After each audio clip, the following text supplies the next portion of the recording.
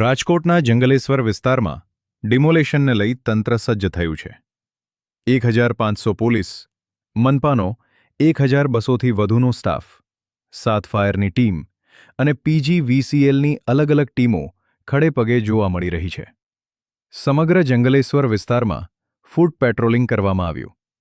કોઈ ઘટના ન બને તે માટે ફાયરની અલગ અલગ ટીમો તૈનાત કરવામાં આવી છે.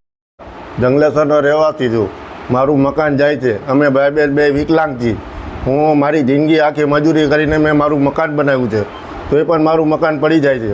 સામે કોઈ આવાસ યોજના દેતા નથી. હું મામલતદારશ્રીને મળ્યો છું. હું કલેક્ટરશ્રી પાસે ગયો તો એને મળવા ન દીધો. કમિશનરશ્રી પાસે કાલનો આખો દી હું બેઠો હતો, તોય મને અહીંયા કોઈએ મળવા ન દીધો. અમે બધાય વિકલાંગ ગયા હતા, કોઈ અમારું સાંભળતું નથી. અમને કોઈ આવાસ યોજના દેતા નથી. તો હવે અમારે કરવું શું?